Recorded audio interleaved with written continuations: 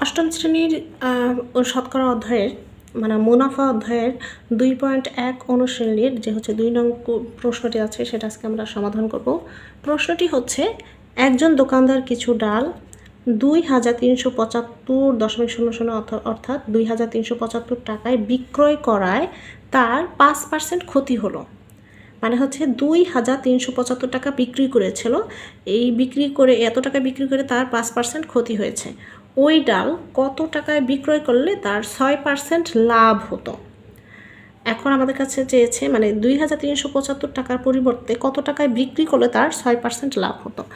যেহেতু 5% বিক্রি করাতে ক্ষতি হয়েছে, তাহলে আমরা প্রথমে এই যে 5% ক্ষতিতে তার বিক্রয় মূল্য কত ছিল এবং 6% লাভে বিক্রয় মূল্য কত হতে পারে সেটা আমরা আগে বের করব, তারপর হচ্ছে সমস্ত সমস্যাটি সমাধান করব।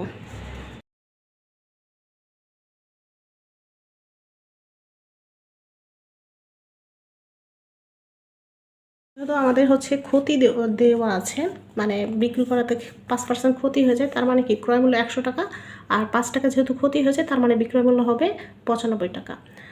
আবার 6% লাভে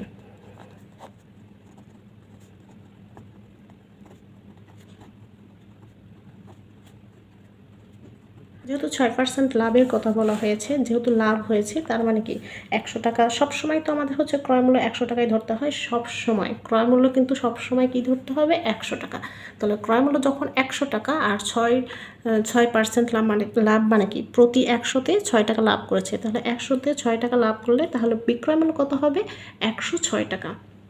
এবার আমরা 5% ক্ষতিতে বিক্রয় মূল্য ছিল হচ্ছে 95 টাকা, 6% লাভে বিক্রয় মূল্য হবে 106 টাকা। কিন্তু আমাদের হচ্ছে এখানে এই যে 2375 টাকা হচ্ছে বিক্রয় মূল্য দেওয়া আছে, এই 2375 টাকার পরিবর্তে কত টাকা বিক্রয় করলে তার 6% লাভ হবে। তাহলে আমরা এখানে লিখতে পারি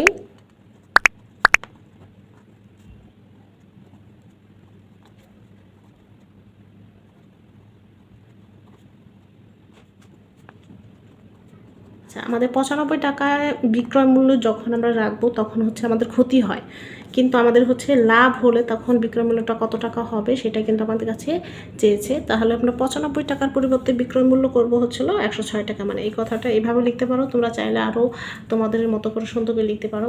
95 টাকার পরিবর্তে মানে ডালের বিক্রয় মূল্য হবে 106 টাকা, সুতরাং 1 টাকার পরিবর্তে বিক্রয় মূল্য হবে 106 ডিভাইডেড বাই 95 টাকা।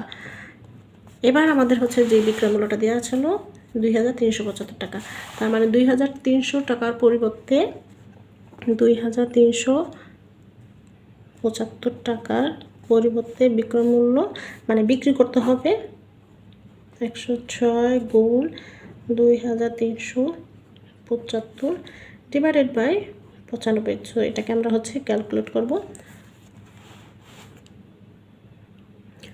তাহলে এটা আমাদের হচ্ছে ক্যালকুলেট করলে আমাদের হচ্ছে 2650 টাকা, তার মানে হচ্ছে 2650 টাকায় যদি আমরা হচ্ছে ডালটা বিক্রি করতাম তাহলে 6% লাভ হতো।